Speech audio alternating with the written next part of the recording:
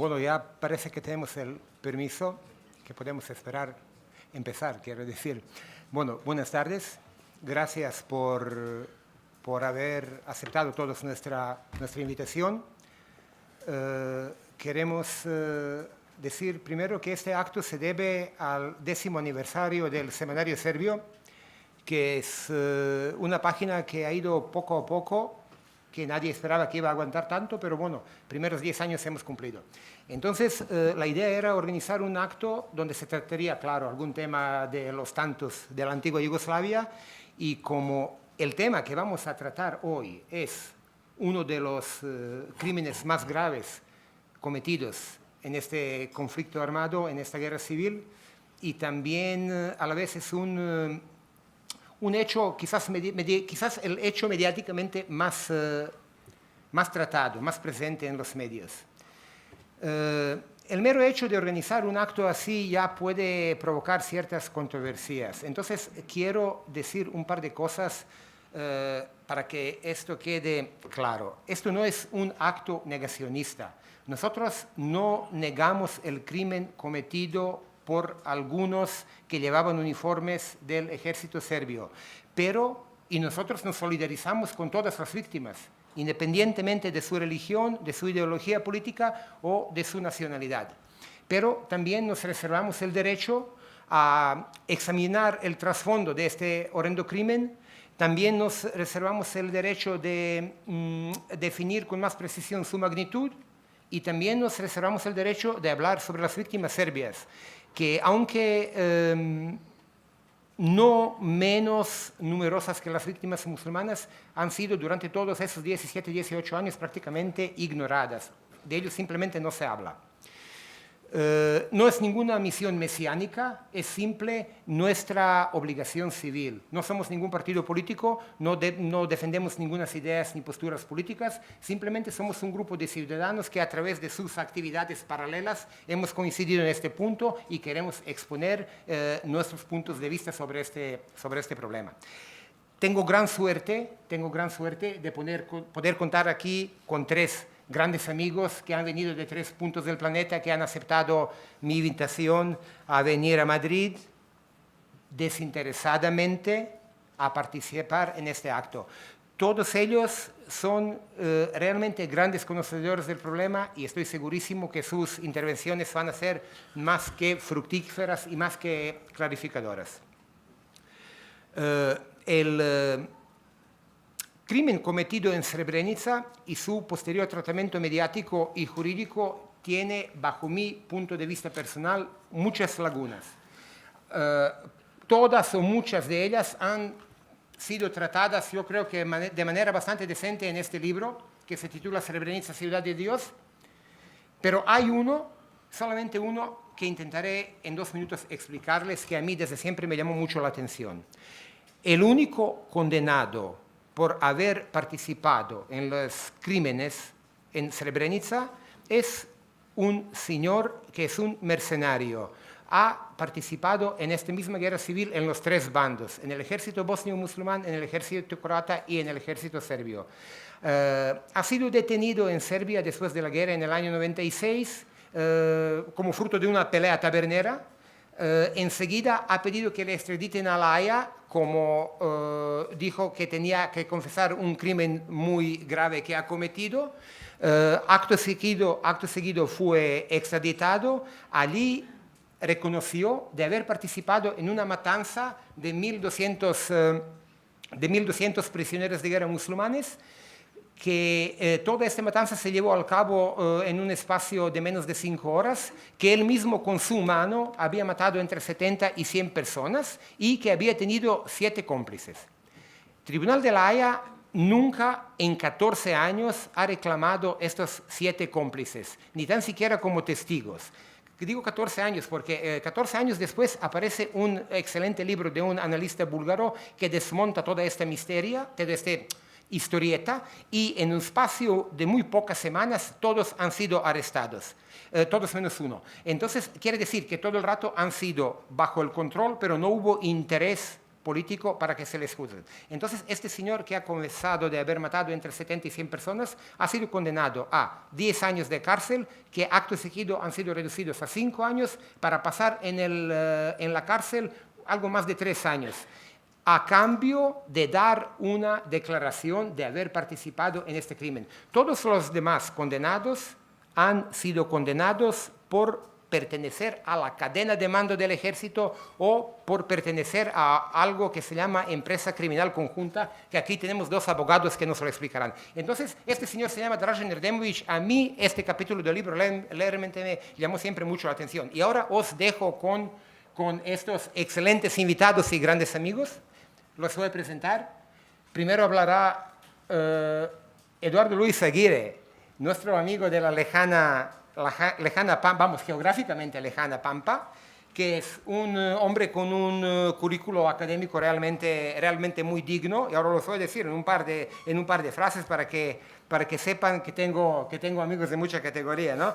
Que es doctor en Derecho Penal por la Universidad de Sevilla, doctor en Ciencias Jurídicas y Sociales, Universidad Nacional del Litoral Argentina, magíster en Ciencias Penales, Universidad de La Plata, especialista en Derecho Penal, docente e investigador de la Universidad Nacional La Pampa, especialista en Relaciones Internacionales, etcétera, etcétera.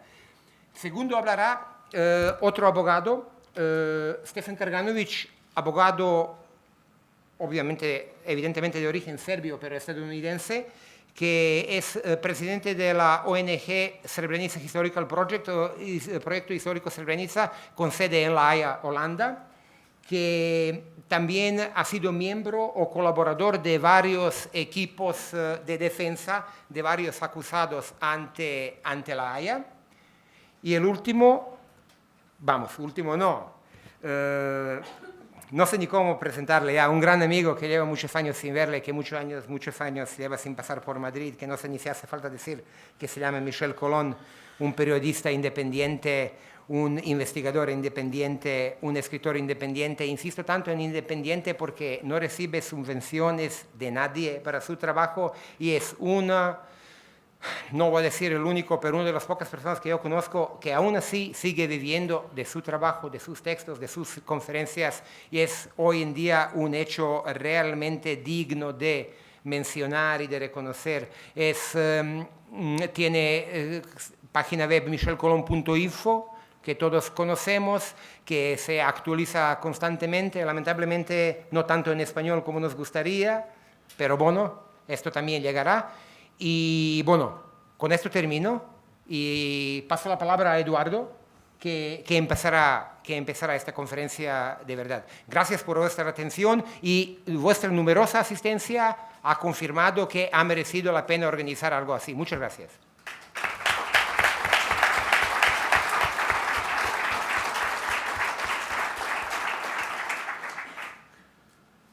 Bien, buenas tardes a todos y a todas. Quiero de alguna manera retribuir el agradecimiento a los organizadores de este encuentro por haberme invitado y haberme permitido participar de una dinámica que seguramente nos será muy útil a todos. Mi enfoque va a ser un intento de organizar algunos trabajos previos que, como ocurre de ordinario con investigaciones, libros y tesis, recogen tradiciones sobre determinados temas, y en este caso en particular estos trabajos están centrados en las grandes tragedias humanitarias de lo que podríamos llamar la modernidad tardía, la tardomodernidad, la sociedad de la información y el conocimiento. Pónganle ustedes el rótulo que elijan. Pero que en cualquier caso importan un esfuerzo por encontrar preguntas, por encontrar perplejidades, por tratar de adivinar analogías y denominadores comunes entre fenómenos que atraviesan de manera horizontal a la humanidad y que se expresan a veces en crímenes de masa que resultan ininteligibles, no solamente por su violencia, sino también por la intencionalidad clara que existe por parte de grandes corporaciones para que estos fenómenos no sean entendidos por la mayor cantidad de gente posible. En ese contexto, entonces, mi humilde aporte de 15 minutos, tal cual como me he comprometido, tiene que ver con un primer análisis respecto de estos interrogantes que nos plantea lo que podríamos denominar la reválida o la profundización de la existencia de un sistema de control global punitivo o de un sistema de jurídico penal de control mundial, que podríamos situar como gestado con los tribunales de Nuremberg y Tokio, pero que indudablemente a partir de las últimas décadas, de lo que yo diría, y esto no me parece casual, con la caída del estado de bienestar y la aparición del paradigma neoliberal, recobran fuerzas, se reproducen, se multiplican y siempre adquiriendo lógicas y racionalidades muy parecidas, muy similares. En esto hay un profesor argentino muy destacado, quizás uno de los más conocidos en el mundo, el profesor Zaffaroni, que dice que cuando el sistema penal alcanza a un poderoso es porque este poderoso ya ha dejado de serlo. Con esto quiero significar que, en rigor de verdad, el sistema penal de los estados no se comporta con lógicas distintas de las que representa el sistema global de control social al cual yo estaba haciendo referencia. Generalmente, las víctimas de ese sistema penal, tanto de los sistemas penales estaduales o interiores como del sistema penal internacional, son siempre los mismos. Son los insumisos, los perdedores, los que carecen de poder.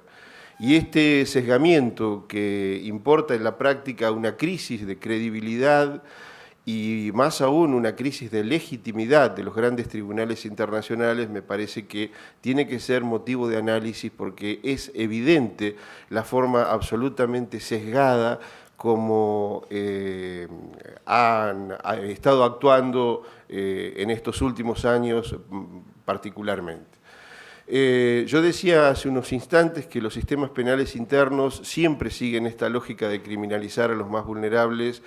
E insisto con este dato que es un denominador común, también de esta manera se comportan los tribunales internacionales en mayor o menor medida, por supuesto que cumpliendo algunos rituales políticamente correctos que los puedan mantener al margen de una imputación tan categórica como la que quizás podría inferirse de las palabras que estoy pronunciando. Conceptualmente, de todas formas, creo que este es una crisis muy fuerte, es una problemática que en este momento tiene un anclaje indudable a nivel global. Todas las experiencias de juzgamiento a nivel internacional nos dejan enseñanzas en este mismo sentido y preocupaciones en esa dirección. Tenemos algunas categorías que podríamos analizar para no aburrirlos. Yo sé que aquí no todos son gente vinculada al derecho, pero algunas categorías que son interesantes, como decía, por lo menos para comenzar a lanzar algunos titulares. ¿Cuáles han sido los criterios que ha tenido el sistema penal internacional para imponer sanciones a sus condenados? Sabemos que en un derecho penal liberal, como el español, como el argentino, como de las tradiciones en general occidentales, la pena tiene un sentido que es la de la resocialización, reinserción o reeducación de los condenados. La pregunta es entonces, ¿se puede reeducar, reinsertar o resocializar a una persona a la cual se le dan cientos de años de prisión? Luego, la segunda pregunta es, ¿por qué se criminalizan ciertos hechos repudiables, conmocionantes, pero solo esos? Y no otros, que implican horribles matanzas y que consagran las más terribles y curiosas impunidades en todo el planeta, y no estoy remitiéndome más allá de la última década. Basta ver lo que ha ocurrido en Irak, lo que ha ocurrido en Afganistán y lo que ocurre en otros países de la Tierra, donde al parecer los grandes sistemas jurídicos internacionales no actúan, o al menos yo no me he enterado de que hayan comenzado a actuar de esa manera. Y esto ya es preocupante aún en términos de este sesgamiento propio que yo refería con respecto a la matriz o al ADN del sistema penal en su conjunto. Creo que esto es una forma de control social que supera las categorías de la guerra convencional.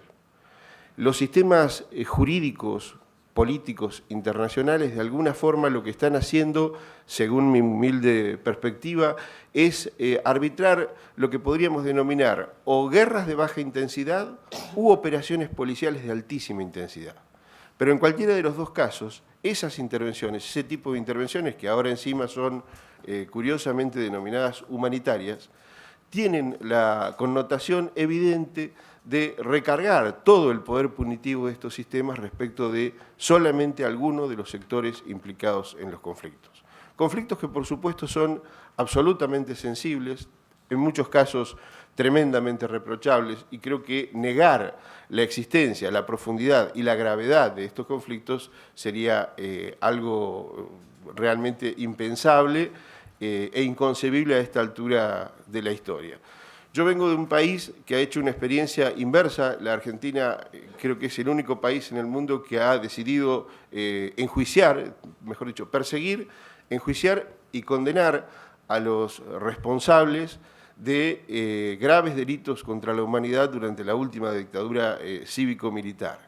Por supuesto que esto es un camino que marca un experimento y nos obliga a transitar con algunas tecnologías que desconocemos. Pero lo cierto es que mientras se realiza este trance en un país, si ustedes quieren, marginal, nos encontramos, por ejemplo, con tribunales como el Tribunal de la Haya, que a nosotros nos concita como juristas graves y grandes interrogantes. Por eso es que justamente acepté de buen grado esta invitación para compartir con ustedes estos momentos, y la verdad es que mi intención es, primero, marcar estas 2 o 3 cuestiones básicas que tienen que ver justamente con el comportamiento habitual de estos tribunales, que los enmarca dentro de un proceso de selectividad cada vez más notorio del sistema penal internacional, que transforma al sistema penal, por lo menos desde mi perspectiva, en un nuevo sistema de control global internacional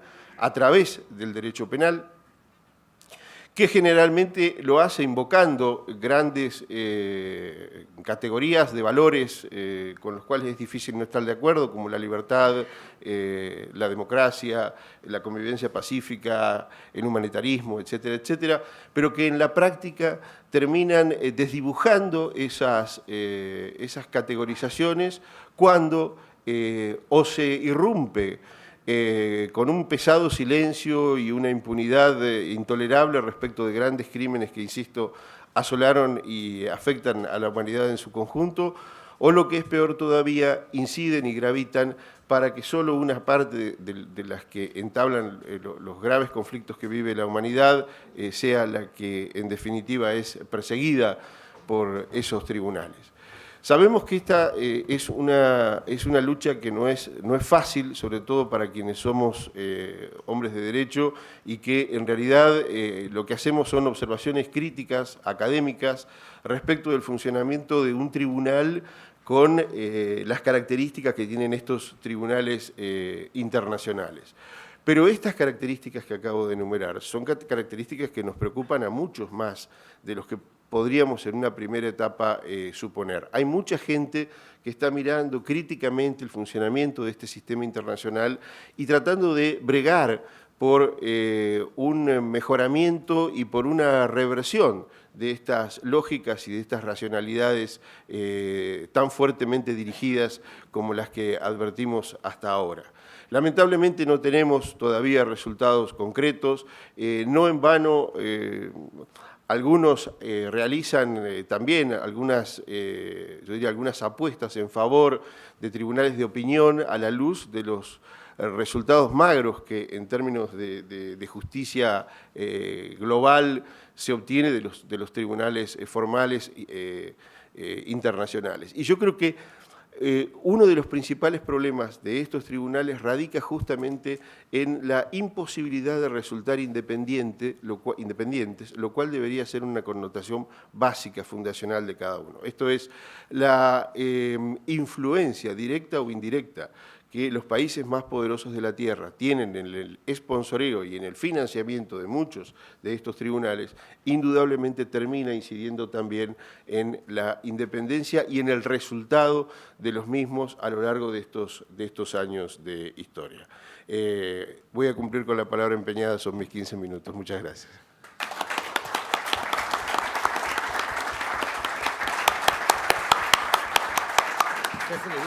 Da. Hoćete da me... Bueno, como hemos dicho, ahora nos dirigirá unas palabras Stefan Krganović. A ver. Muchas gracias. Señor técnico, ¿puede poner la foto en la pantalla? Gracias. Distinguidos colegas, damas y caballeros, el cuadro que acaban de ver muestra una fosa común. En el cráneo no está escrito quién fue el asesinado, cuándo o bajo qué circunstancias perdió la vida. La horrible escena podría ser de cualquiera de las decenas de conflictos en la segunda mitad del siglo XX o a principios del siglo XXI. Si se le pide al público en general su opinión en dónde se tomó esta foto, la mayoría probablemente tratará de responder de acuerdo con la sugerencia de su subconsciente. Objetivamente, la matanza ahí representada puede haberse producido en Europa, Asia, África o América Latina. Sin embargo, lo más probable es que la respuesta sería dictada por lo que el respondedor ha sido condicionado a asociar con el cuadro de esqueletos humanos dispersos e intercalados con piezas de ropa. La alta probabilidad de que mucha gente hubiese identificado la escena como Srebrenica es una prueba contundente de la astuta observación del profesor Edward Herman que Srebrenica representa el triunfo de la propaganda en el final del siglo XX. Este es un tributo. Implica que Srebrenica es una síntesis del arte de Edvard Bernays y su estudiante ávido Joseph Goebbels. De hecho, para poner nuestro punto en relieve, ya podemos quitarle el velo del misterio de la foto de izquierda. No es de Guatemala y tiene nada que ver con las actividades del general Ríos Montt, quien fue condenado recientemente de genocidio por el asesinato sistemático de unos 1.700 miembros del pueblo Ixil, un subgrupo de la comunidad indígena maya. Tampoco es de Argentina. Asimismo, no tiene nada que ver con la mortífera campaña antisubversiva llevada a cabo por las fuerzas del recientemente fallecido general Videla, por la que él también fue declarado culpable de genocidio. Para enfocarnos aún más, tampoco es de los campos de exterminio de Camboya o Timor de Este, o del Congo, Ruanda o Ceilán. Y categóricamente no es de Srebrenica. Si esa fue su primera opción, solo muestra la fuerza del condicionamiento, pero no hace nada para aclarar el asunto. La foto es de Fallujah, Irak. La muerte en este caso no fue causada por las fuerzas de Saddam Hussein, lo que sería otra hipótesis automáticamente generada por el condicionamiento, sino por el ejército que llegó justo a tiempo para salvar al pueblo iraquí de los malos. Muy recientemente se descubrió un campo donde están enterrados cerca de 1,000 víctimas de las fuerzas de la coalición.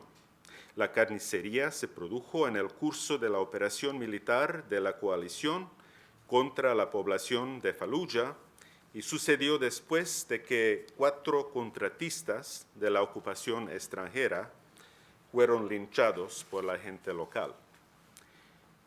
¿Qué proporcionalidad en la reacción de las fuerzas de la civilización y la iluminación, ¿no es cierto? O sí, la gente local sostiene fuertemente que hay otros enterramientos masivos similares en la zona.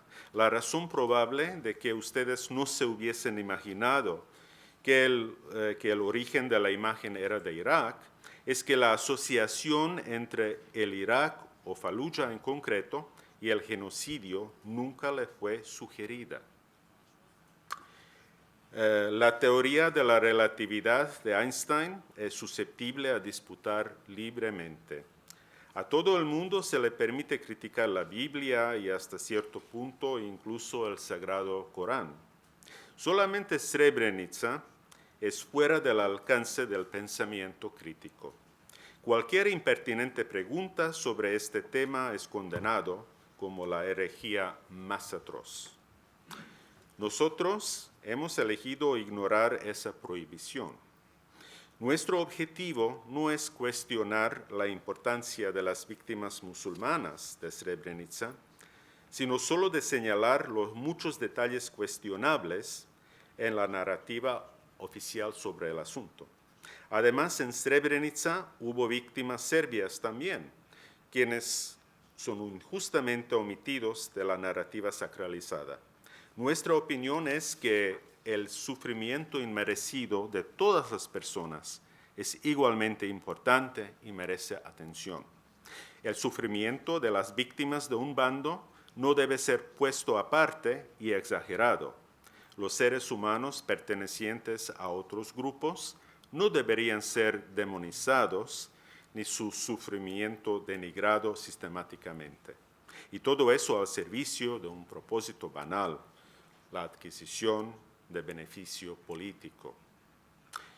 En la Guía de los Perplejos, el gran sabio judío medieval, Moshe Maimónides, describió así el propósito de su obra, cito: para ofrecerles el mejor camino, dirigiéndose, como se ha explicado, a los pensadores que entraron en conflicto con la religión, que habiendo estudiado filosofía y adquirido conocimiento, aunque fuertes en sus creencias religiosas, sin embargo, siguen desconcertados y confundidos debido a algunas expresiones ambiguas y metafóricas usadas en las Escrituras. Tratando de comprender el significado de la formulación ingeniosa del sabio, nos quedamos sorprendidos de lo moderno que nos parezca Maimónides, de cómo su forma de pensar en el siglo XII se encuadra en el actual clima intelectual. Por lo menos son perfectamente aplicables al discurso dogmático y de casi medieval rigidez que impera hoy en día tratándose del tema de Srebrenica. Plantear preguntas sobre ese tema, manifestar dudas en la narrativa oficialmente consagrada, a uno le expone a multitud de consecuencias desagradables.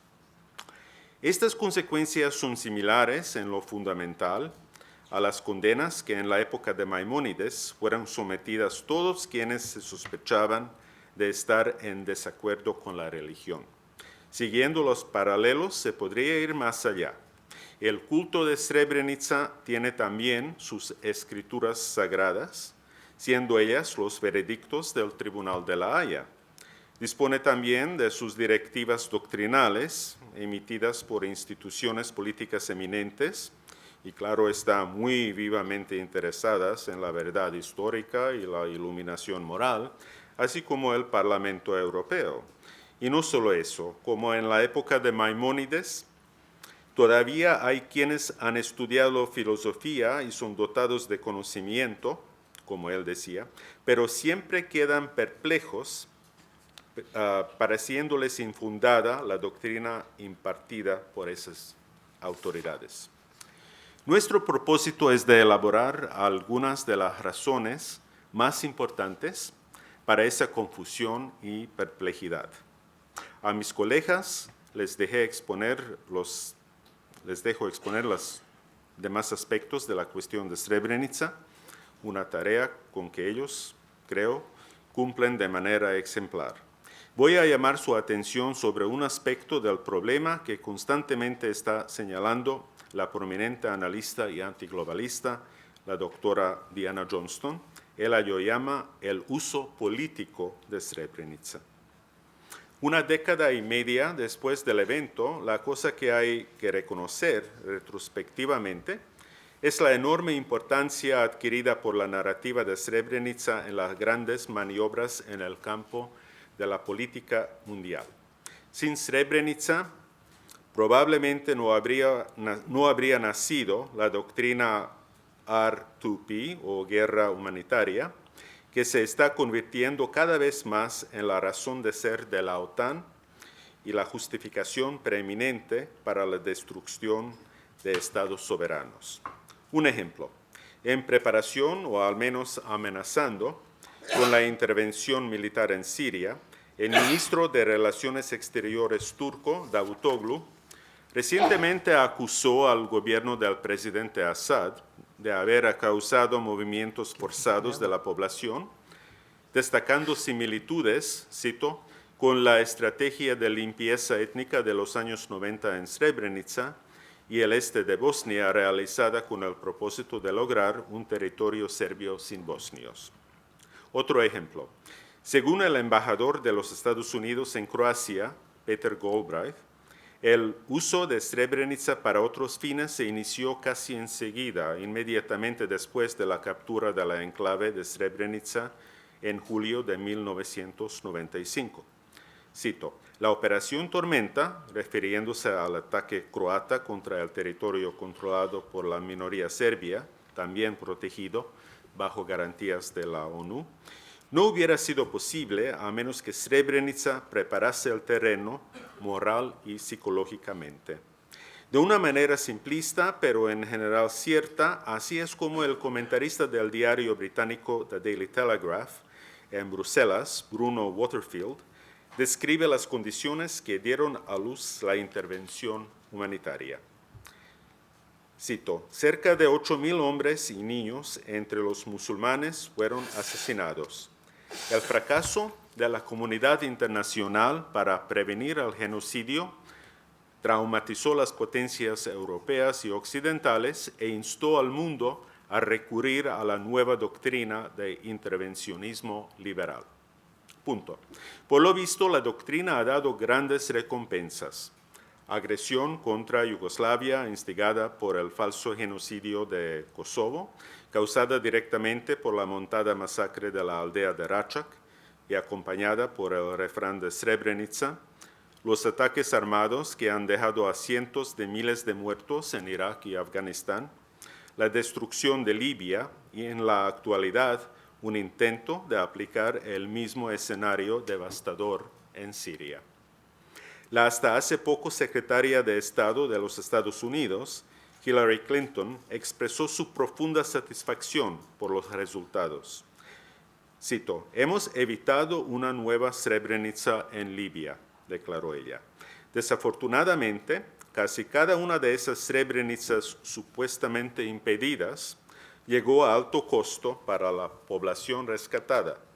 El balance humano, es decir, cantidad de las víctimas, dejando por un lado la enorme destrucción material, en cada una de estas operaciones fue varias decenas de veces mayor que el número de presuntas víctimas de Srebrenica, lo que supuestamente sirvió de inspiración para la intervención humanitaria.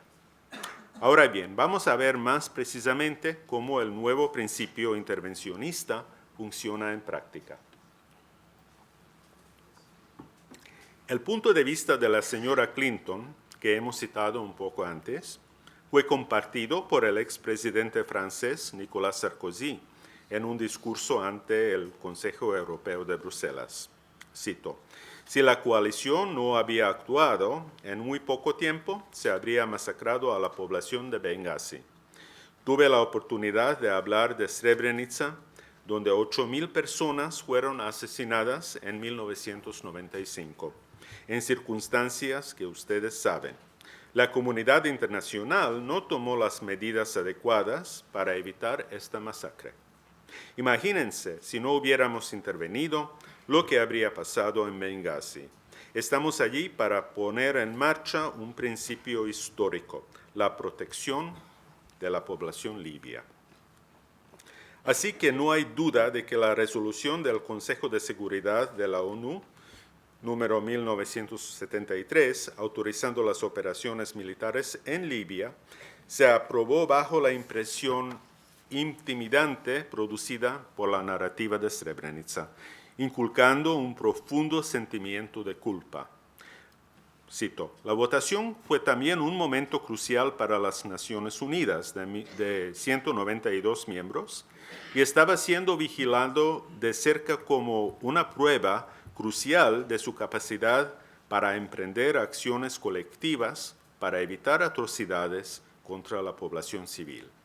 Los diplomáticos dijeron que el fantasma de conflictos anteriores en Bosnia, Ruanda y Darfur, cuando el Consejo de Seguridad dividido y débil causó pérdida de vidas, le impartió un sentido de urgencia moral al debate del jueves. Así nos informa The New York Times de 18 de marzo de 2011. Según funcionarios moralmente preocupados, citados en el mismo artículo, la justo en el último momento intervención occidental en Libia, cito, podría haber salvado hasta 100.000 personas. En esa forma, expiando un poco el fracaso de Srebrenica.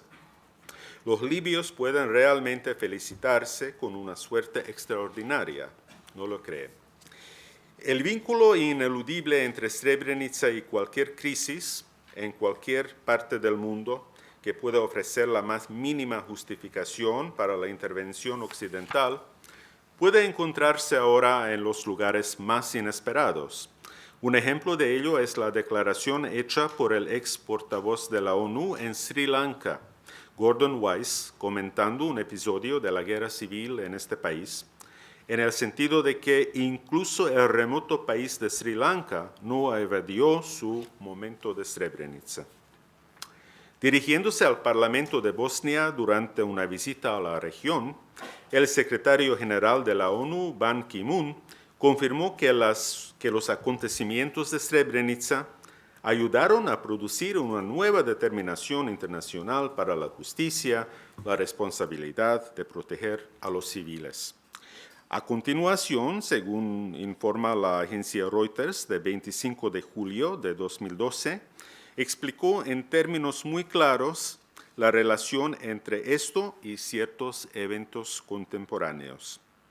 Cito, el secretario general de la ONU, Ban Ki-moon, pidió a las potencias mundiales el miércoles unirse con urgencia para poner fin al derramamiento de sangre en Siria, recordando la inercia de las Naciones Unidas en 1995 ante el genocidio ocurrido en la localidad bosnia de Srebrenica. Por eso, aquí en el corazón de una Bosnia y Herzegovina en el proceso de curación, hago un llamamiento al mundo, no se demoren, vamos juntos, hay que actuar. Actúa ahora para detener la masacre en Siria. Esas son las palabras del señor Ban. Es posible que millones de sirios, cuyas vidas están puestas en peligro por la conducta de los salvajes fanáticos del llamado Ejército Libre de Siria, estuvieran plenamente de acuerdo con el tono de urgencia caracterizando la observación del señor Ban. Sin embargo, en cada vez más dudoso que estarían igualmente dispuestos a compartir su entusiasmo por la intervención extranjera. Ellos ya son víctimas de Srebrenica a gran escala. Es una Srebrenica que en Siria no ha costado 8.000, sino se estima más de 70.000 vidas sirias, destruidas en un conflicto iniciado por las fuerzas liberadoras, entrenadas y equipadas por los intervencionistas humanitarios extranjeros con el fin de salvarlos. Continuamos. Con el propósito de promover una estrategia global para prevenir y responder a las atrocidades, dentro del gobierno de los Estados Unidos se ha instituido la Junta para la Prevención de Atrocidades. De conformidad con la Directiva Presidencial número 10, emitida en el año 2011, este organismo tiene la misión de, cito, ayudar al gobierno de los Estados Unidos a identificar y abordar las amenazas de atrocidades y supervisar cambios institucionales que nos harán más ágil y eficaz. Se ha adoptado un concepto amplio de, cito, interés de seguridad nacional básico, de tal modo que se sostiene lo siguiente. Nuestra seguridad, es la directiva, se ve afectada cuando se sacrifican masas de civiles, se aumenta el flujo de refugiados a través de las fronteras y los homicidios causan estragos a la estabilidad regional. En esos casos, la reputación de Estados Unidos sufre y nuestra capacidad para lograr un cambio se ve limitada. Cuando se nos percibe como inactivos frente a las atrocidades de masa y genocidio. ¡Qué nobles! El mensaje es claro, y así es también el beneficio político que se busca con la explotación de Srebrenicas hipotéticas.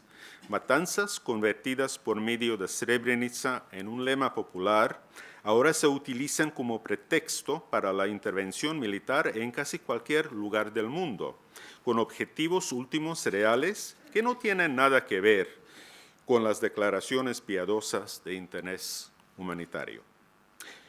La relación directa entre Srebrenica y el intervencionismo occidental recién envalentonado, con todos sus resultados graves que se han visto en la última década, no podría haber sido enfatizada con más claridad de lo que hizo uno de sus animadores más vociferantes, Bernard-Henri Lévy, hablando de la planificación de la intervención en Libia.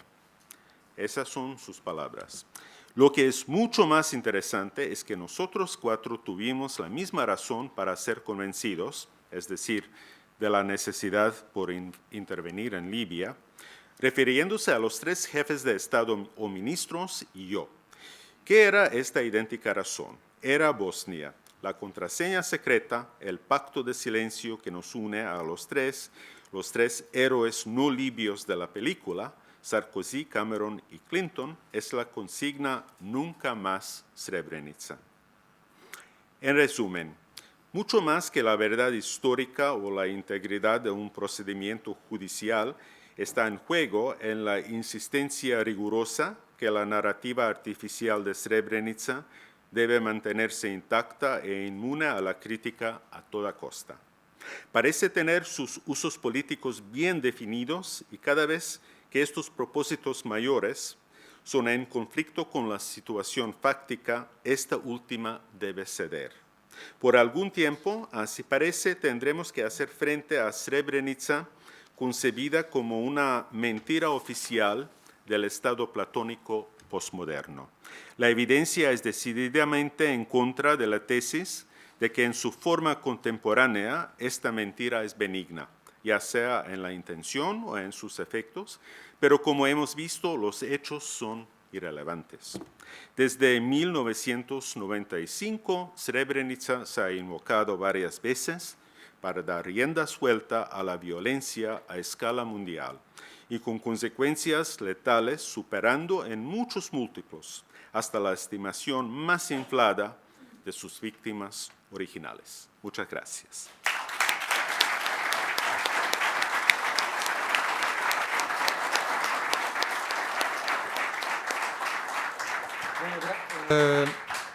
Gracias a Stefan Krganović. Hemos mencionado nuestro libro Srebrenica, ciudad sin Dios, pero se me ha olvidado mencionar otros muchos libros que tenemos aquí, no todos ellos en español, pero os sugiero que habléis luego con Michel Colón, él os lo explicará cuándo y cómo serán editadas en español y cómo os podéis conseguir. Y efectivamente le paso palabra a Michel Colón.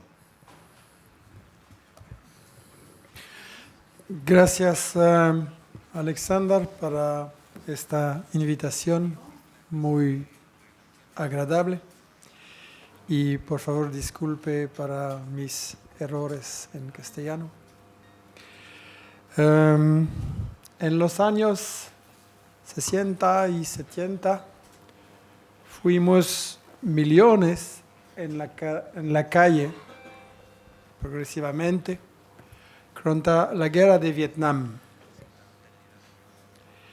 Y el imperio estadounidense conoce una gran derrota, naturalmente por la resistencia heroica de este pueblo y una muy fuerte y honesta dirección, pero también por un movimiento de solidaridad internacional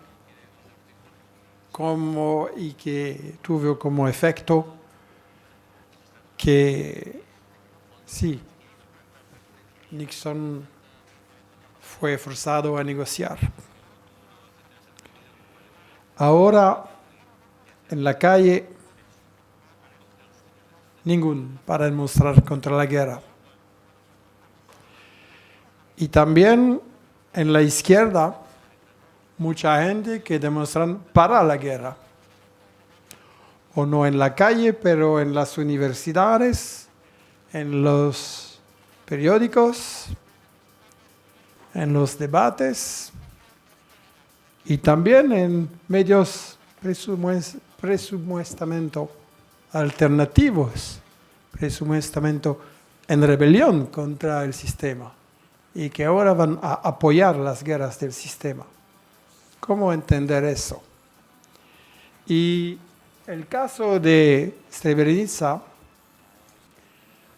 me interesa mucho, es muy actual, la demostración muy interesante en los libros también que hay que estudiar. Esa demostración me interesa no más para las víctimas porque es demasiado tarde, pero para las futuras víctimas de ese tipo de conflictos, porque se reproduce constantemente. Y ahora tenemos un mito increíble que el imperio está conduciendo guerras humanitarias. No hay más guerras de viaje o de económicas o estratégicas, son todas guerras humanitarias para la democracia, para la paz, para la liberación de la mujer, etcétera, etcétera. Por lo mismo que anteriormente estaban considerados como colonialistas. Y ahora vemos una alianza increíble, una alianza ecuménica entre los Estados Unidos, Francia, Gran Bretaña, para la democracia, con estos modelos de democracia, Israel, Turquía, Saudi Arabia, Qatar. Estos estados teocráticos, esclavagistas, que consideran a las mujeres como animales, donde no hay constitución, donde no hay derechos, y van a construir la democracia en Siria, con el apoyo de progresistas de España, de Francia, de Europa. ¡Qué vergüenza! Increíble. ¿Dónde está el reflejo automático a ver los intereses, el dinero y los pueblos? ¿Dónde? Y ese caso de Srebrenica muy importante, porque hay que comprender cómo es posible. Hay que comprender que es basado sobre, en primer lugar, una batalla de información, es decir, una batalla de desinformación. Y el punto más importante es entender cómo funciona el sistema de desinformación, de mentiras mediáticas. Y lo importante es posicionarse en la posición del imperio y entender cómo actuar. Si vosotros están el presidente de Estados Unidos, es decir, el empleado de las multinacionales, y que van a preparar una guerra contra un país que no se puede decir la verdad, los intereses. Y entonces hay que aplicar lo que llamo los 5 principios de la propaganda de guerra. 5 principios de la propaganda de guerra que se puede ver en cada guerra. Primer principio, ocultar a los intereses. Ocultar que se trata básicamente de una guerra para el petróleo, para el uranio, para las riquezas, el gas y los minerales en Congo, etcétera, directamente económicas para los recursos o estratégicas para controlar a regiones donde hay petróleo, gas, uranio, etc. Y eso fue en aplicación en la guerra económica contra Irak, estratégica contra Yugoslavia, estratégica contra Afganistán y naturalmente contra Libia contra Siria, el país que ahora mantiene una resistencia contra Israel y contra la colonización del Medio Oriente, contra el proyecto de Estados Unidos a remodelar el Gran Medio Oriente para dividir a los pueblos como en el pasado y para debilitar a todas las fuerzas de resistencia. Ocultar a los intereses. Segundo lugar, ocultar a la historia.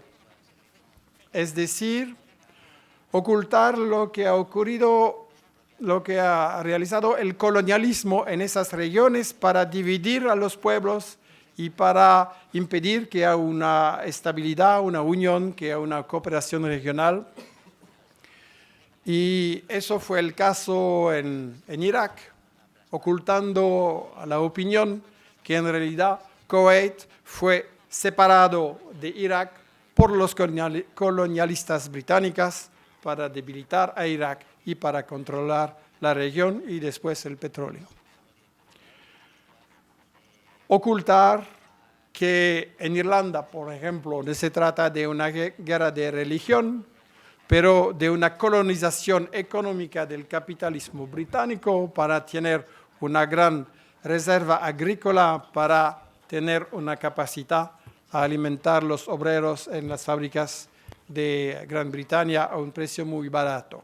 Y que la Gran Bretaña se presente como el árbitro entre los católicos y los protestantes, cuando en realidad los protestantes son únicamente colonizantes.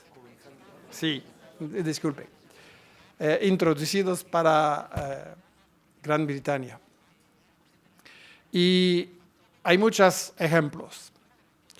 Un tercer principio de la propaganda de guerra es satanizar al enemigo y satanizar naturalmente con atrocidades y no únicamente palabras, pero hay que presentar imágenes para tener una emoción y todo eso es basado sobre la emoción y también a presentar el enemigo, el adversario, como un gran peligro, una amenaza contra nosotros todos.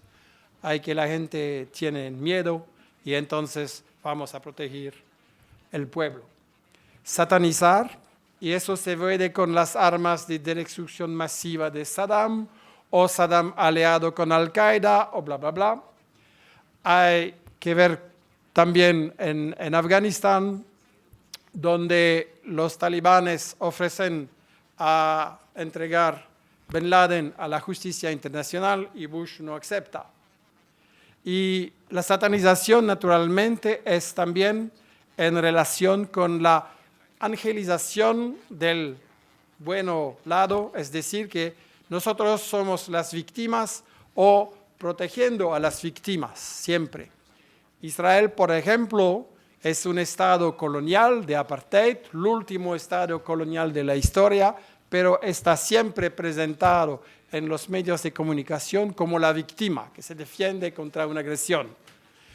En realidad es basado sobre la expropiación y la expulsión, la limpieza étnica de toda una población de Palestina, y de eso es un tabú, de eso no se puede hablar en los medios de comunicación. Angelización de nuestro, y con este fenómeno bien descrito de las buenas víctimas y las malas víctimas. Hay mucho más víctimas en Congo, en Irak y en Timor, etcétera, pero son las malas víctimas. Son nuestras víctimas o las víctimas de nuestros amigos. Y el quinto principio de la propaganda de guerra es monopolizar, es decir, impedir el debate. Ocultar al público que en realidad cuando hay una guerra, es decir, un conflicto entre dos intereses, hay dos versiones y hay que escuchar a los dos. Y eso es fundamental. ¿Qué pensamos de un tribunal donde el juez va a decir a una parte escucho y a una otra silencio? Eso no es un tribunal. Y eso también no es un sistema mediático de información. Es también un instrumento de propaganda. Los 5 principios de la propaganda de guerra me parecen fundamental como reflejo para defenderse contra la desinformación, porque naturalmente no es posible para todos que trabajan, que no tienen tiempo, para informarse de manera completa sobre un país, sobre una situación, sobre un hecho de ayer, no es posible. Entonces hay que utilizar esos principios de la propaganda de guerra. Hemos oído los intereses, hemos oído la historia, ¿no? Entonces no es una información. Y para producir un reflejo, como dijo el jesuita de Nicaragua, Ernesto Cardenal, su país fue atacado en los años 80. El gobierno sandinista había organizado una liberación del país contra las empresas multinacionales, apoyando a los campesinos y ofreciendo la educación, la salud a la población, todo el contrario de la dictadura militar apoyado, organizado por Estados Unidos. ¿Y qué pasó? Reagan organizó en primer lugar una guerrilla terrorista, los Contras, masacrando a la población. Organizó también, ¿cómo se dice?, minas en los puertos de Nicaragua, naturalmente completamente ilegal. Y también fue organizado una satanización mediática internacional de los sandinistas, presentados como el mito de los comunistas, como que van a masacrar a los indios, etcétera, etcétera. ¿Y qué dice Ernesto Cardenal, ministro de la Cultura de este gobierno? Dijo, cuando escucho a todo lo que dicen los medios internacionales de mi país, que yo conozco bien, pienso que debo creer nada de los que dicen sobre los países que yo no conozco. Y eso me parece un reflejo fundamental, básico. No es posible saber todo, pero si no hay una información con los intereses, la historia y un real debate, no es una información. Y naturalmente los principios se aplican perfectamente a Yugoslavia y en el caso de Srebrenica, es decir, que no fue ninguna mención de los intereses económicos de Estados Unidos y Alemania contra Yugoslavia. Un país independiente, un país con un sistema social más o menos progresista, con derechos para los trabajadores, y el objetivo, punto, es destruir la resistencia y abrir el mercado para las multinacionales, lo que se ve ahora. Y no se habla en el país, en esos medios de comunicación, de la miseria increíble introducida en Serbia y en toda Yugoslavia por las multinacionales y por los gobiernos del Occidente. Esto es un completo tabú. Naturalmente no se puede hablar del pasado colonialista de las grandes potencias, Alemania en primer lugar, en Yugoslavia, y no se puede mostrar que la destrucción, la dislocación de Yugoslavia en 91 fue exactamente lo mismo que pasó con Hitler. La destrucción de un país independiente, la destrucción de un país que fue la llave para el acceso a la Mediterránea, a los Balcanos y una región estratégica.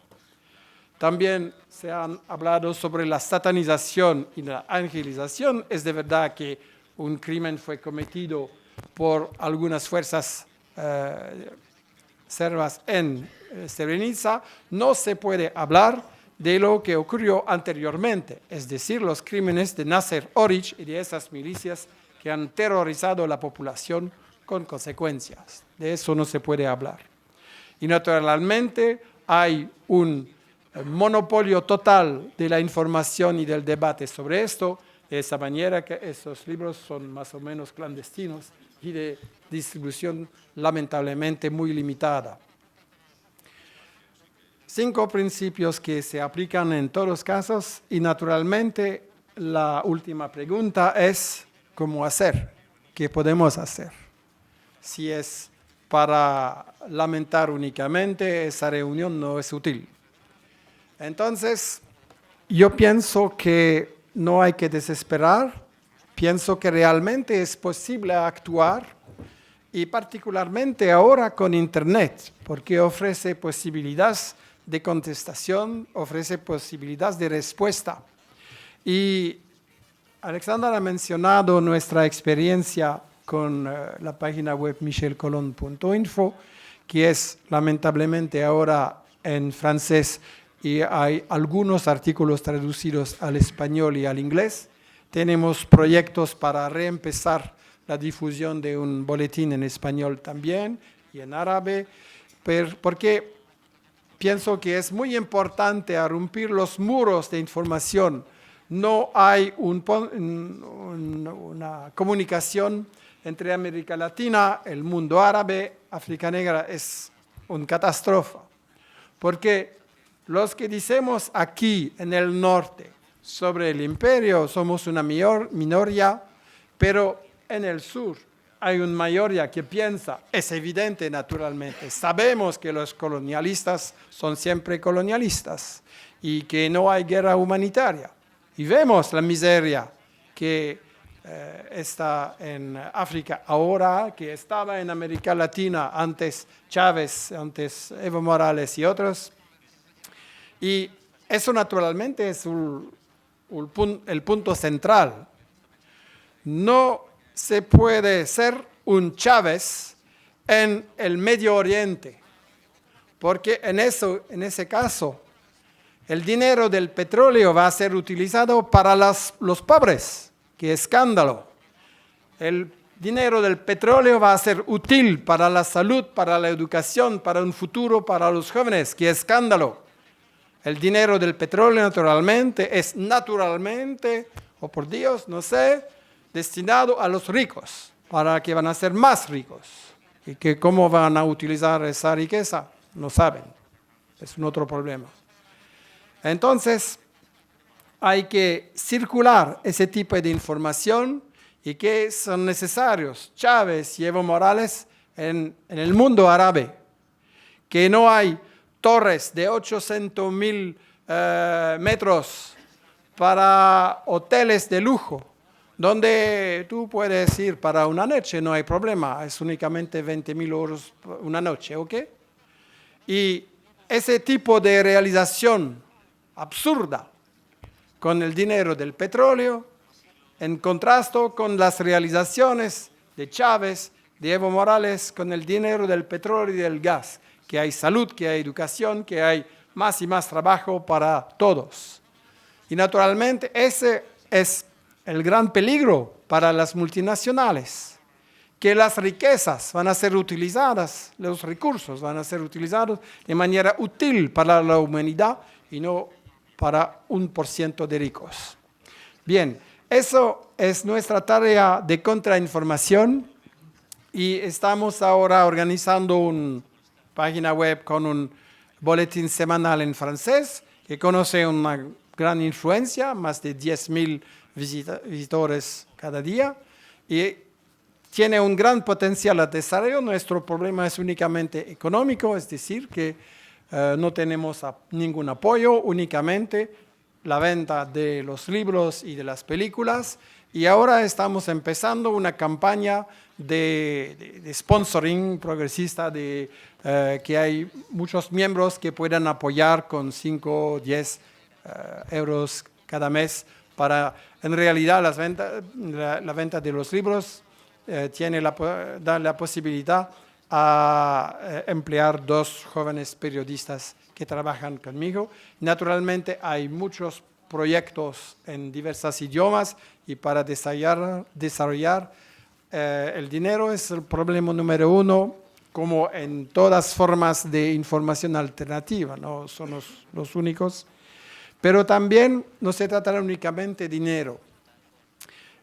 Hay posibilidades a contribuir a la construcción de una red de información de muchas maneras. Tener el contacto con testimonios de esos países, con esas víctimas. Organizar entrevistas, traducir artículos, traducir testimonios, distribuir, discutir también con la gente que no van a venir aquí, pero que son muy importantes para convencer.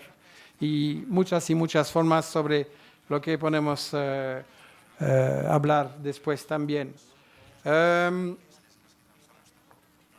El objetivo de mi intervención es convencer, en primer lugar, que se trata siempre de la misma guerra.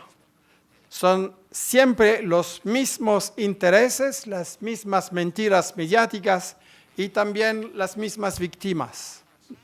Y la única manera es informar sobre ese caso y los otros conjuntos para convencer a las personas que tienen dudas, para convencer que se trata siempre de la misma guerra y que hay que no aceptar, porque se trata de la guerra de mentira, la guerra de la confiscación de los recursos y de la riqueza para un mundo donde hay una terrible diferencia entre los ricos y los otros, como se ve aquí en este país, donde vamos a 27-28% de paro oficial y donde no hay futuro para los jóvenes.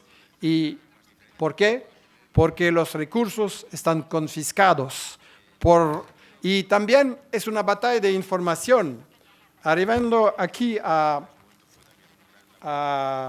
Madrid, leo la prensa de derecha o de izquierda, buscando a las diferencias y buscando.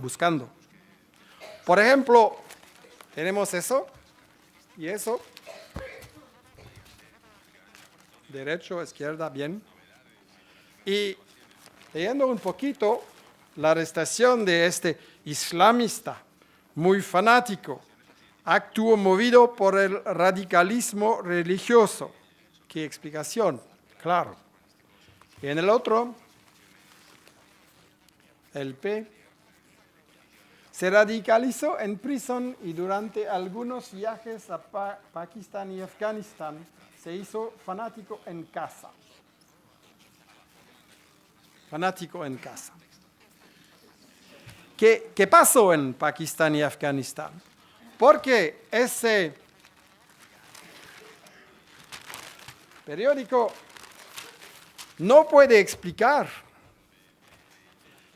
que el primero a organizar el fanatismo islamista en Afganistán fue el ministro de Carter de Estados Unidos, Zbigniew Brzezinski, organizado la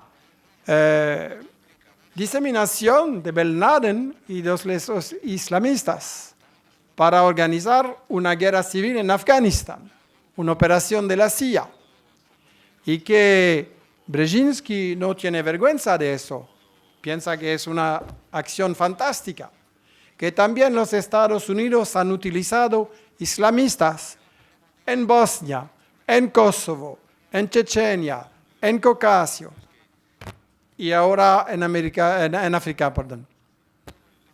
Latina quizás. Es decir, porque esta prensa no puede explicar de dónde viene el uso del fanatismo, de dónde viene la estrategia a dividir los pueblos y organizar una guerra de todos contra todos en el interés del imperio. ¿Por qué no se puede? Porque hay intereses, porque un grupo aquí que el nombre empieza con P, termina con A. Ese grupo fue cómplice del golpe de Estado en 2002 contra Chávez y está aliado con fuerzas de la élite de Venezuela o de Bolivia.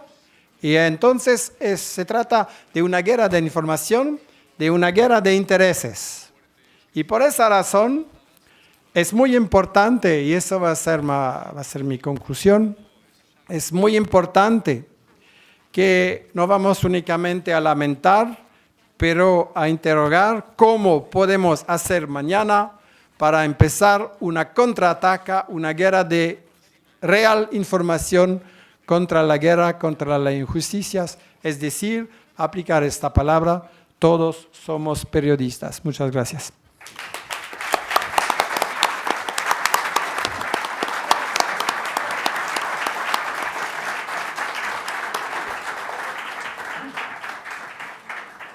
Bueno,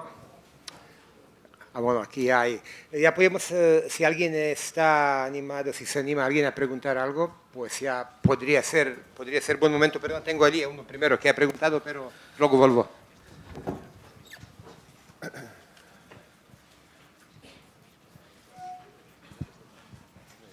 Bueno, no me he perdido algo un poco de la primera intervención, pero me ha parecido muy pertinente todo lo que escuché.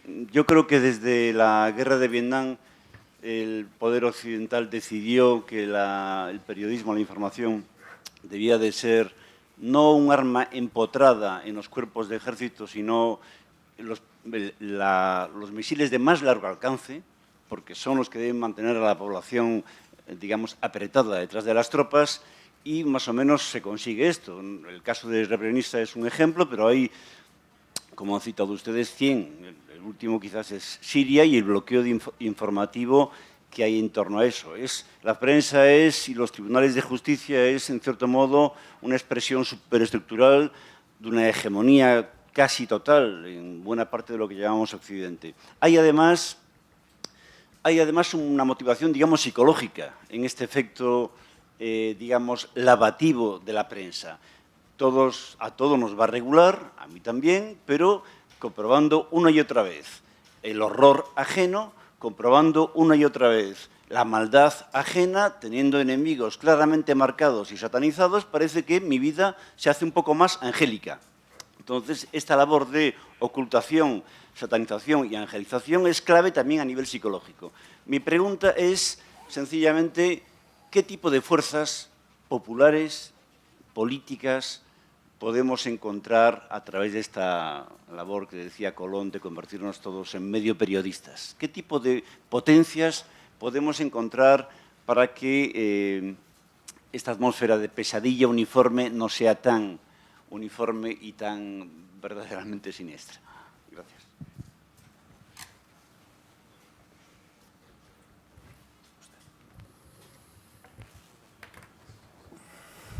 Es una cuestión muy importante. Ahora pienso que la batalla de información es importante también para conectar a las diversas fuerzas de resistencia. Es decir, que esa política neoliberal oculta, yo he hablado mucho sobre las guerras y la política internacional, pero lo mismo, los 5 principios también se pueden aplicar en las cuestiones sociales de España, de Europa. También se ocultan los intereses. En el mismo periódico hay una gran página sobre la situación económica en Europa y previsiones de la economía española, déficit público, saldo balanza pagos, demanda interna. Muy bien, estadísticas muy impresionantes. Hay un que falta. ¿Dónde van las riquezas? ¿Cómo son los beneficios de los ricos y las corporaciones? No se puede decir que si algunos son pobres y más pobres, es porque hay otros que son ricos y más ricos. Y eso me parece importante a conectar los sectores antiguerra, los sectores de solidaridad con los pueblos agredidos y también los intereses de las víctimas aquí.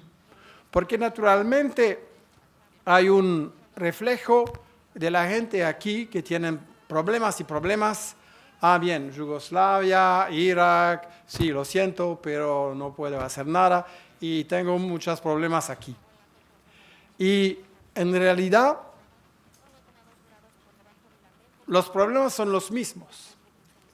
Es decir, que si nosotros permitimos a las multinacionales a controlar todo el sur, controlar los recursos, los mercados, destruir la agricultura de ese país para distribuir lo que no se puede vender aquí, y también controlar la mano de obra, ¿qué va a pasar?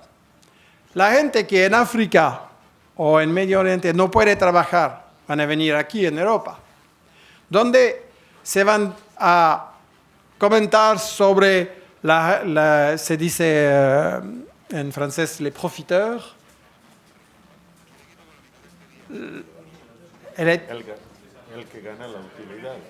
No. Bien, se van a construir un discurso contra la inmigración, presentada como la causa de los problemas, cuando en realidad una parte de los inmigrantes van a morir en Gibraltar, en la Mediterránea, pero la otra va a trabajar aquí para un precio muy barato, para obtener grandes beneficios y en realidad para destruir a las condiciones de vida de los trabajadores aquí. Y si nosotros permitimos, disculpe para mi español que es aproximativa para explicar eso, pero es realmente esencial, se trata de la misma lucha para el futuro de la gente aquí y de la gente acá. Y los enemigos son los mismos. Y yo pienso que las fuerzas de resistencia son muy numerosas. Hay resistencia realmente, hay la gente tiene rabia contra esta injusticia. Y yo pienso que nosotros necesitamos explicar de manera conectada a la realidad social de la gente aquí.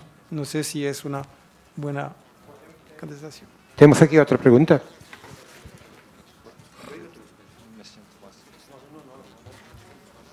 Vale.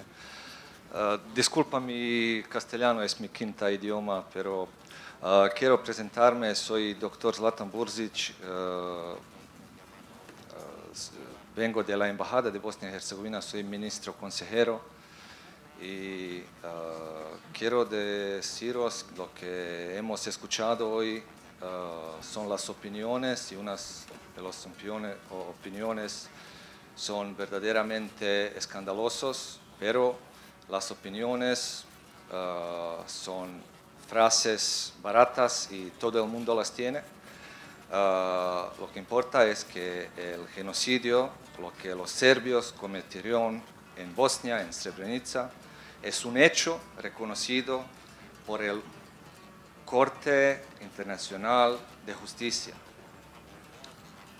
2 décadas después del genocidio,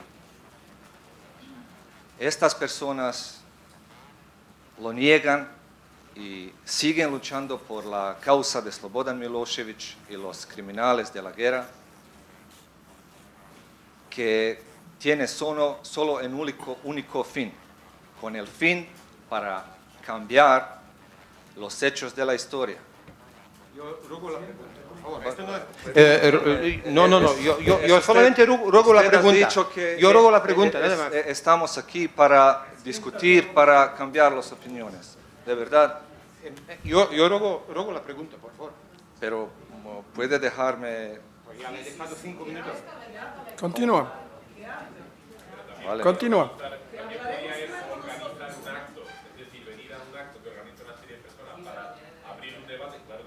Vale.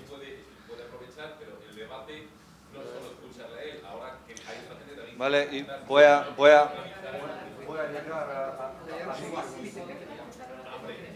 Vale.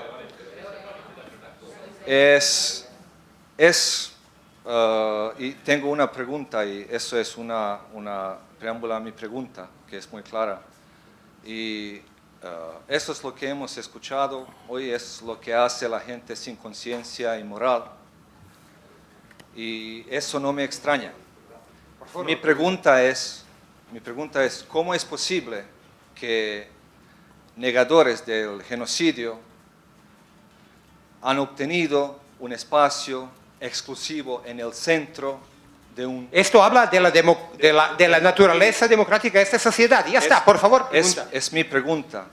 ¿Cómo es posible? Para eso significa que Al-Qaeda puede venir, pagar por la sala y tener... Perdón, esto es insulto, perdona. Yo la verdad que he tenido mucha atención, pero tú me estás insultando en el acto que yo organizo. Te lo agradezco. Última pregunta. Perdona. ¿Quieres hacer la pregunta o no? Lo he hecho. Yo me lo entiendo que esto de genocidas se refiere al señor con las gafas en el medio. Por favor, si quiere, pero en breve. He quitado las gafas. Vale, ya bueno, no se aquí se refiere han a mí. escuchado insultos y nadie aquí ha vertido insultos desde la mesa. Por favor. Bueno, yo no voy a contestar más que decir que me da mucho gusto que el señor Bursic está aquí. Es un clima democrático abierto que tenemos. Está bienvenido. Y otra vez vamos a tener otros actos en Madrid, en España, estoy seguro. Siempre nos visite y podemos platicar, intercambiar opiniones. Estoy muy contento que vino. Gracias. Bueno, aquí tenemos otra pregunta. Sí, por favor, tengo una propuesta también. Me parece interesante si el señor está listo para un debate contradictorio sobre genocidio o no y las cosas de la guerra. Y ese debate no es posible en los medios de comunicación, entonces me parece útil. Y ha hablado sobre el Tribunal Internacional. Hay que mencionar quién ha organizado y financiado este tribunal, es decir, Estados Unidos, especuladores como George Soros y algunos regímenes árabes. Hay que mencionar también que un responsable de la OTAN ha contestado: el tribunal no va a verificar los crímenes de la OTAN porque la OTAN paga al tribunal, tú sabes. Entonces, me parece interesante abrir un debate finalmente sobre eso. Y yo pienso que es útil. Sí, pero esto cuando paguen... Ahora no. No, ahora no. Cuando Es paguen una ellos propuesta. la sala lo haremos. No Es hay una ningún propuesta problema. para... Tenemos aquí otra pregunta. No, Bueno. you invite us and we make the debate publicly. Bueno, yo tengo dos preguntas, si puede ser. Primera para el señor Bosnio, que éramos hasta hace poco hermanos. De repente solo habla de genocidio por parte de los serbios. En una guerra hay víctimas en todas partes. Le quería preguntar, ¿no conoce a ningún asesino bosnio? Y segunda, ¿qué pasó con su amistad con Bin Laden? Porque hay fotos en el Parlamento austríaco que preguntaban, parlamentarios austríacos, qué pasaba con la confraternización de Izetbegovic con Bin Laden. Yo lamento, aquí tenemos que preguntar a los ponentes en la mesa. Yo permitiré que este señor conteste, obviamente, porque... Vale, pero él no está en la mesa. Y por favor, si alguien quiere dirigir alguna pregunta, que la dirige a la gente de la mesa, por favor. O a mí. Por favor, ¿quieres contestar? ¿Quieres contestar a ese señor? Vale, yo te lo Después sí.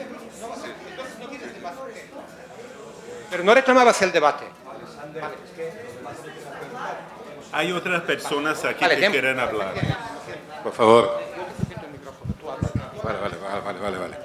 En primer lugar, muchas gracias por venir aquí a hablarnos de un hecho muy trágico que ha ocurrido hace tantos años. Porque las víctimas, da igual si son musulmanes, serbios o iraquíes o sea, mueren dos veces. Una vez cuando les matan y segunda vez cuando se les olvida, cuando se deja de hablar de ellos. Por lo tanto, muchas gracias de hablar otra vez del tema y por favor concentrémonos al tema tal y como me gustaría a mí. Mi pregunta es siguiente. ¿Existe el Tribunal de Haia internacional para investigar los crímenes en el territorio de ex-Yugoslavia? El tema es para usted, sí. El tema es para establecer la paz, castigar los culpables y para que se establezcan relaciones entre los pueblos otra vez, ¿no? Este tribunal no investiga nada de lo ocurrido en Eslovenia, donde empieza la guerra, porque los separatistas eslovenos atacan el legítimo ejército de entonces de Yugoslavia, matan 45 personas, soldados, arrestan varios, les dejan en calzoncillos en verano en un campo de baloncesto, les humillan. Esto no se investiga para nada. Yo no digo que aquí hubo genocidio o crimen, pero allí es donde empieza la guerra y nadie investiga nada. Segunda cosa, de momento termina con bombardeo de Yugoslavia y Kosovo, ¿no? sobre todo. El Tribunal de Haia dice que se proclama incompetente de investigar nada lo que hizo OTAN contra mi país, contra Yugoslavia. Y para el público español, nosotros que somos de allí sabemos que durante la guerra de Bosnia hubo varias guerras internas, ¿no? Croatas contra musulmanes, musulmanes contra serbios, serbios contra croatas, pero también musulmanes contra los musulmanes. Porque el líder de los musulmanes de Bosnia no era Alija Izetbegović, sino Fikret Abdić. Entonces hubo dos ejércitos que se pelearon entre sí. El Tribunal de Haia no investiga nada. Yo creo que... ¿Quién no sé? Stefan, mejor. No. Perfecto. Vale. Voy a aprovechar para continuar intentando responder su pregunta con una paradoja que planteó el doctor allá atrás hace un rato. Cuando yo hablaba en mi intervención de la existencia de una sociología de control global punitivo, quería decir justamente algo de lo que dijo Michel Colón con relación a la necesidad de demonizar y de controlar a través del miedo como una lógica unitiva. Y esto que se dijo ahí atrás me parece que es una cosa que de alguna manera nos puede ayudar a pensar en otra clave estas asimetrías en los procesos de juzgamiento y de persecución de los tribunales internacionales, que también, reitero, en mi modesta apreciación, es casi una constante y debería ameritar nuestro mayor seguimiento. De la misma manera que se dan estos 5 ingeniosos principios que planteaba Michel, yo agregaría también la necesidad de gobernar por el miedo y de controlar por el miedo. El hombre siempre necesitó de miedos. Miedos ancestrales, miedo a las divinidades, miedo al leviatán y ahora el miedo al otro. Es decir, la necesidad de presentar al otro, tanto internamente como a nivel internacional, como un sujeto avieso, demoníaco, capaz de hacer algo contra nosotros y contra el cual es legítimo hacer algo aún antes de que haya hecho nada. Y yo creo que esta es la lógica perversa, novedosa que hoy, por razones de tiempo, no pude desarrollar. Esta posibilidad de un prevencionismo extremo que tiene su contracara en una impunidad extrema.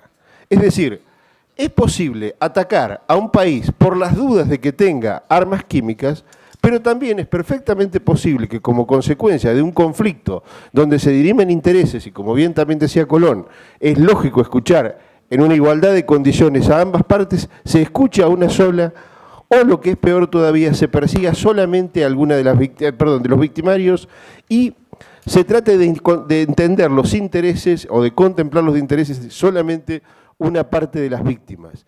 Y yo creo que esto es la crisis más extrema de legitimidad que tiene el sistema jurídico internacional. Vale, gracias, Eduardo. Tenemos aquí otras 3 preguntas y ruego brevedad porque tenemos que ir terminando, por favor. Hola, 2 preguntas son para Michel Colón. Mi nombre es Mito Adjan, del Vórtice Radio, y me gustaría preguntarle si dónde se podría encontrar mucha más información sobre esa colaboración entre Bin Laden al inicio de la guerra y esa colaboración con los extremistas musulmanes. Luego me gustaría preguntarle cómo colaborar entre la radio, si se puede hacer una colaboración con usted con los contenidos que difunde en Internet, incluso también ayudarle a traducirlos al castellano.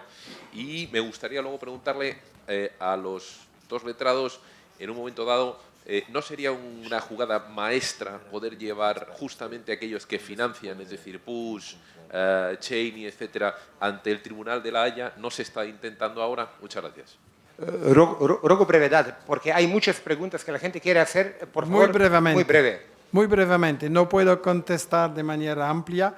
He presentado aquí un papel para la gente que quieren recibir informaciones para el boletín, y si se puede inscribir el correo, se puede comunicar también.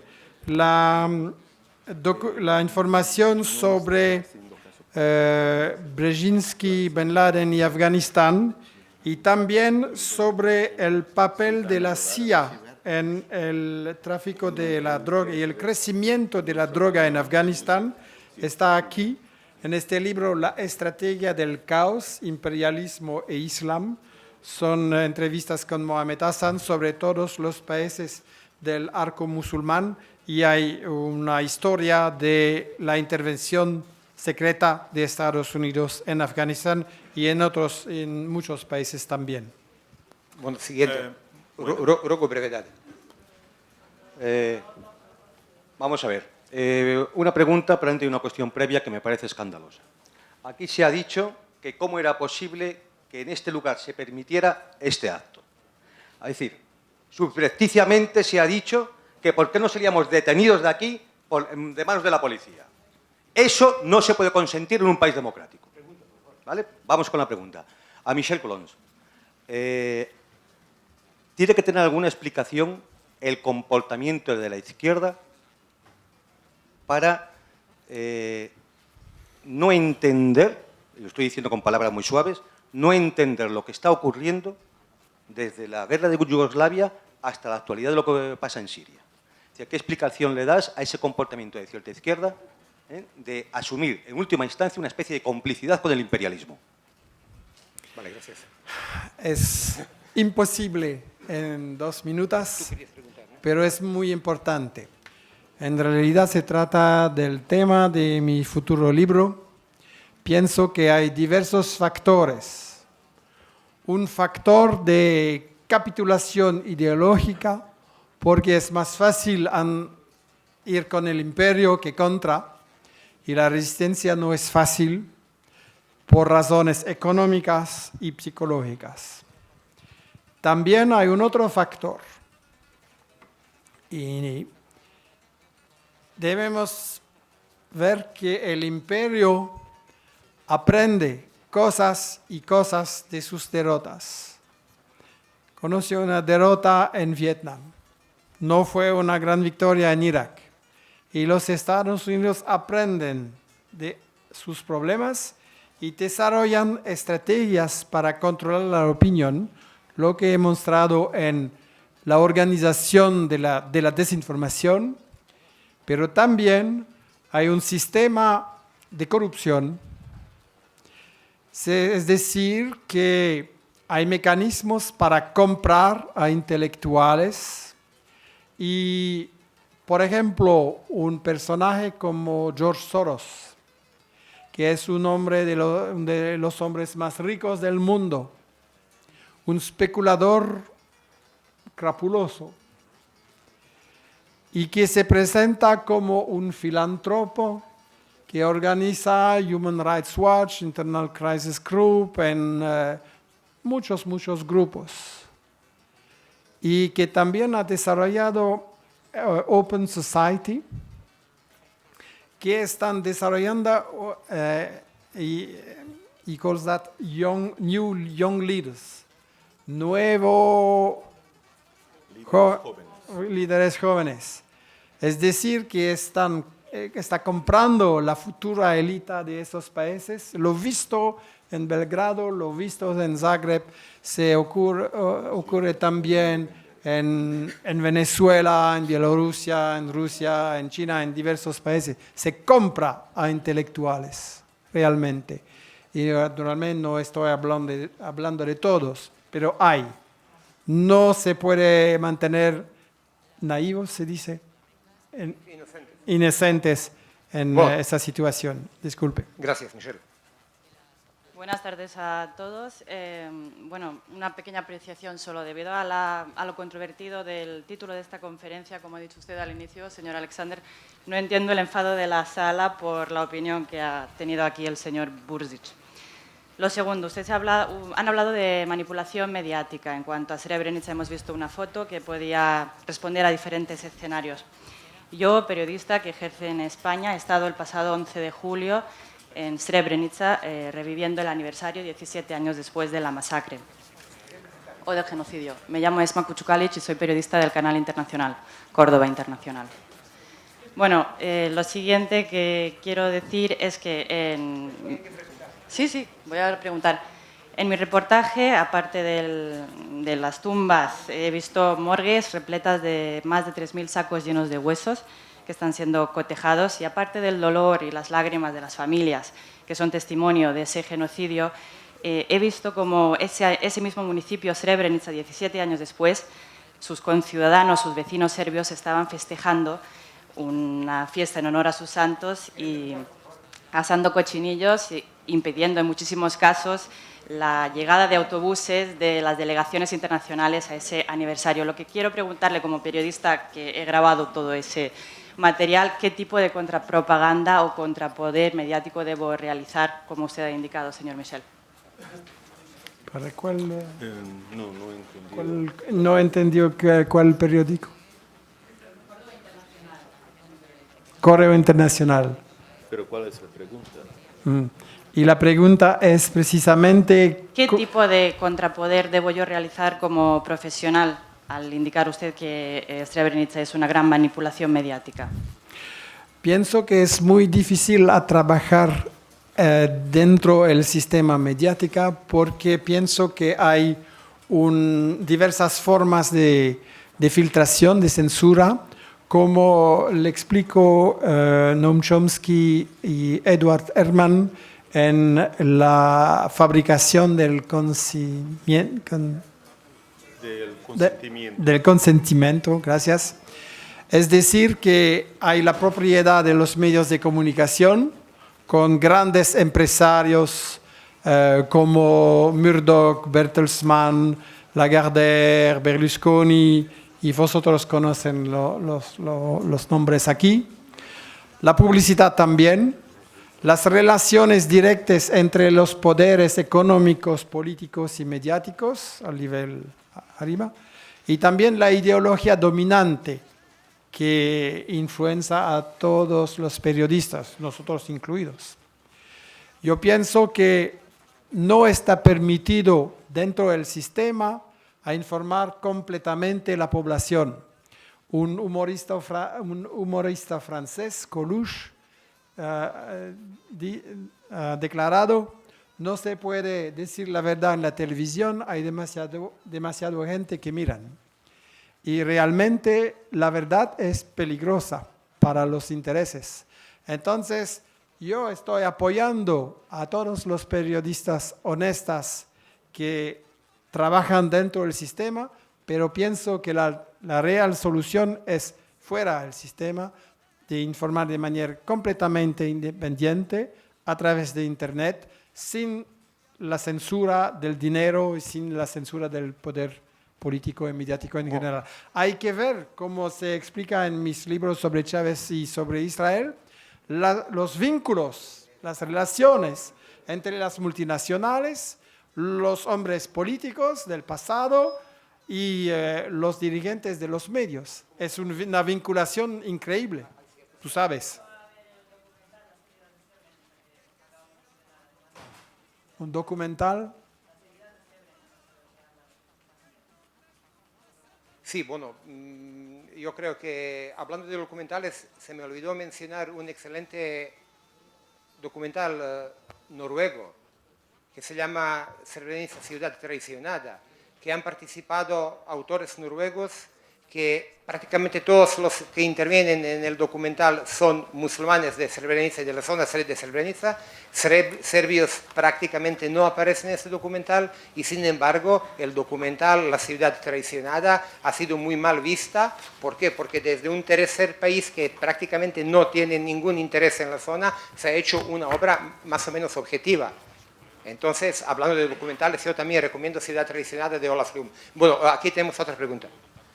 Sí, yo quería felicitar a Semanario Serbio por su 10º cumpleaños y preguntar por qué este tema, cuando Serbia ofrece tantísimas cosas tan bonitas para hablar sobre ellas. Sí, la pregunta es para usted. Eso. Vale, el problema de Srebrenica es un problema que nos afecta a todos. Unos nos afectan como víctimas porque hay mucha gente que han perdido sus familiares y otros nos afecta porque hemos sido declarados genocidas sin haber cometido el genocidio. Lo que pasa es que hay una parte que no comprende que ambos somos víctimas. No hay nadie más que los serbios y musulmanes bosnios necesitan que esto se aclare, que se acabe el macabro juego de los números, que se sepa cuántos muertos hay, para que yo admiro mucho y me solidarizo con todas las víctimas, pero el Tribunal de la Haya ha abandonado las labores forensicas allí hace 10 años. Nadie menos una comisión del gobierno de Sarajevo y una comisión del Pentágono desde hace muchos años tiene acceso allí. No sabemos qué es lo que está pasando. ¿Por qué al menos de estos 4 o 5 mil muertos que hay enterrados, por qué no sabemos sus identidades? Es que es un problema muy complejo. A mí me gustaría hablar mucho más de la gastronomía, pero yo no quiero pertenecer a un pueblo genocida porque no hemos conocido el genocidio, al menos de momento, aunque este tema en breve va a ser prohibida. Por eso esta conferencia, porque los serbios estamos en el camino de ser equiparados con mucho peores criminales y sospecho que en breve será prohibido hablar de Srebrenica. Gracias por tu pregunta. Bien. Buenas tardes. Quería decir en primer lugar que creo que es muy importante el hecho de que la gente que todavía no contamos 30 años, pues mi caso, las hemerotecas, que están digitalizados los periódicos, facilitan bastante las cosas. Yo he podido ver, gracias a esto, pues qué hicieron los medios españoles durante las secesiones balcánicas. Entonces es muy fácil ver cómo, de una manera descarada, se encomiaba, se daba jabón, se daba bula al ejército federal croata. Evidentemente, la execración y la demonización del serbio es algo que no cuesta nada encontrar. Además, con el marchamo siempre de comunista, el marchamo de nacionalista y tal, la defensa gloriosa de la Kosovo Liberation Army, que es muy similar a lo que está ocurriendo ahora con el ejército libre sirio. Y bueno, pues esto permite para los jóvenes que nos demos cuenta de que quizá estas discusiones no son, digamos, discusiones bizantinas, ¿no? De curas de Bizancio hablando del sexo de los ángeles, ¿no? Mientras están los turcos trepando las fronteras. De hecho, Turquía, el último conflicto del que estamos hablando, que es Siria, pues ha sido la primera en internacionalizarla, o sea que la metáfora no es gratuita. Entonces, claro, ahora mismo estamos viendo una cosa que si pensábamos que hace 20 años los medios españoles se habían superado en cuanto a la infamia, están repitiendo las mismas estrategias. Estamos viendo periódicos católicos defendiendo a los rebeldes sirios que están avisando el otro día en el Economist, o sea que acabo ya, que el Economist lo reconozca es complicado, ¿no? Pero ya decían, bueno, pues que a los cristianos les iba a pasar cuchillo, a las mujeres se les iba tal. Lo están haciendo, evidentemente, también los periódicos progresistas que están favoreciendo la división interárabe intermusulmana y, por supuesto, los periódicos que tradicionalmente habían sido pro-palestinos o los medios, pues están liquidando al último garante de un hipotético Estado palestino que a este paso pues se postergará sine die. Me gustaría simplemente que dijeran algo respecto a la situación siria, porque desde mi perspectiva veo unas similitudes clamorosas. Simplemente eso me gustaría. Vale, yo creo que será Michel, ¿no? De todas formas, ruego brevedad, tenemos que ir terminando. Se trata de una pregunta para un belga, hay que hablar despacio, disculpe. Bueno, de todas formas, me perdonarás, he intentado darte la oportunidad. El tiempo que tenemos ya ha terminado. Quiero decir una cosa que me parece importante. Michel Colón ha hecho este excelente libro en los finales de los 90. Yo también soy coautor de un libro de los finales de los 90, del año 99-2000. En este libro, Srebrenica se menciona 2 veces y ha sido hecho 4 años después del supuesto genocidio. En mi libro, Srebrenica se menciona 1 vez y además con una errata. ¿Por qué hemos tenido 4 o 5 años después del supuesto genocidio que nadie haya hablado y luego se le ha encontrado un uso mediático y ha ido creciendo con el tiempo. Esto es una cosa que de ahora no podemos abrir el debate sobre esto, pero también hay que tenerlo en cuenta. Y Michelle los puede asegurar que lo que digo es cierto. Gracias por vuestra asistencia. Tenemos que terminar y la verdad que me gustaría que tengamos un día, tiempo, a sentarnos todos en una mesa y hablar con respeto mutuo para que haya suerte, para que nuestros hijos mañana vivan un poco más en paz. Gracias de todas formas por participación y gracias a todos vosotros.